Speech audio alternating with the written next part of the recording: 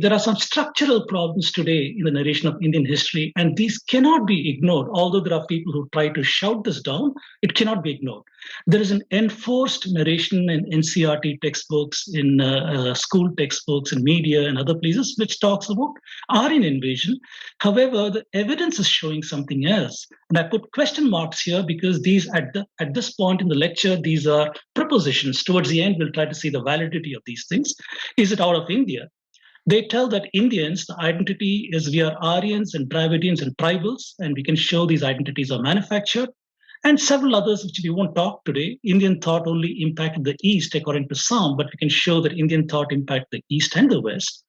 They say Indian civilization is recent. After Harappa is destroyed, we don't know anything about them. The Aryans, illiterate people, nomads came into India. They didn't have a script. They had to wait till Magadha made contact with the Greeks. And then suddenly, out of the blue, they got Brahmi. They became civilized. So Indians' civilization is recent, according to this narration, but we can show the Indian civilization is ancient. They say Indian thought borrowed from the Greeks and Babylonians. We can show that Indian thought seeded the Greeks and Babylonians, and so on. So the question is, how do we evaluate claims? We have two groups here historically talking past each other, and we have one group at least from this enforced narration trying to demonize the people who talk about some of the evidence-based narrations over here. So I am proposing that, obviously, very logically, all of us agree to this, that we need to have a methodology, examine the methodology, look at the data, models, methods, and claims. So here are the kind of assertions that we see. For example, what I call the out of India camp and the Aryan invasion theory camp. If we take a look at the narrations that come from here, on this side, they say that Harappa archaeology does not show any sign of invasion.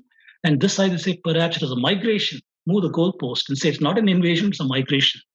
On this side, they say Harappa trade materials found in Mesopotamia, Central Asia, implying that trade is the thing that spread languages. On this side, they say no, migration, horse, chariot that spread Indo-European languages. On this side, you talk about horse. Well, Rigvedic horse is 34 ribs. Central Asian horse is 36 ribs. On this side, say Rigvedic people did not know how to count, mistook this 34 for 36. Or on this side, they say, well, the Saraswati River is mentioned many Mandalas, and we know the geography and the climate, the geology of this one.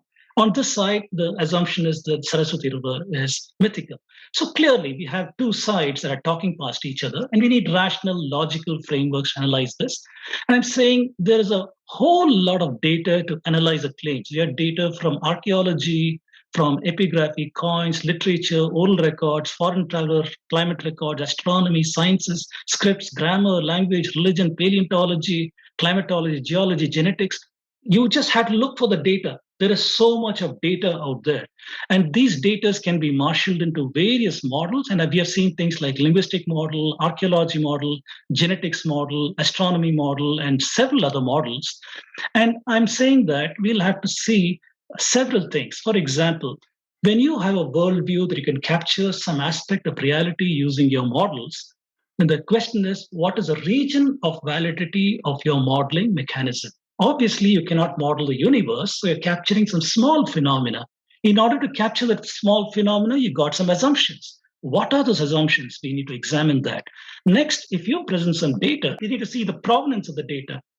Where did the data come from? Should it be filtered? Is there noise? And so on and so forth. Then take a look at the methodology itself. What is the methodology you followed? Are these some logical relationships, rational relationships, cooked out of nowhere? Or are they mathematical relationships, semantic relationships? We need to look at the methodology and then look at what your inferences and claims are. Will the claims follow from the methodology you followed?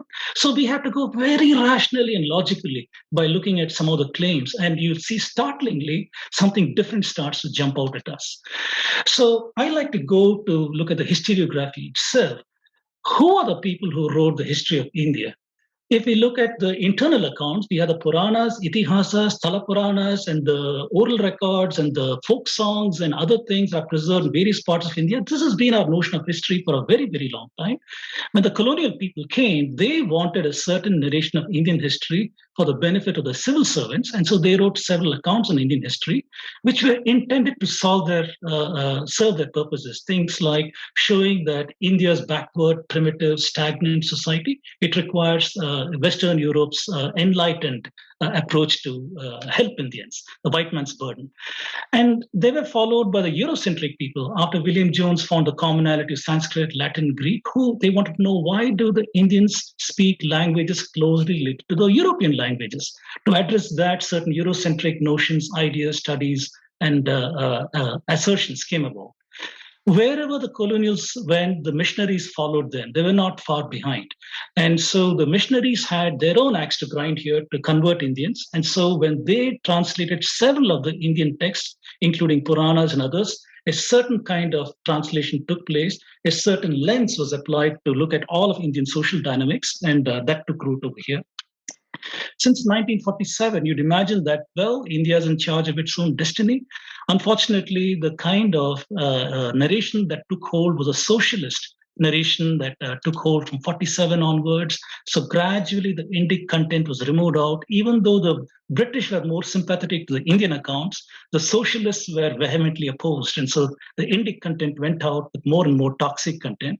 And since 1970s, at least, we have got a Marxist narrative in the history of India. What we have seen is all these agencies and frameworks have imposed their ideologies, taken the history, added their ideologies, and led to subversion of identity. That's why we ask today, who are the Indians? We cannot recognize ourselves in narratives coming out of here. We are seeing a distortion of Indian history and identity in these frameworks.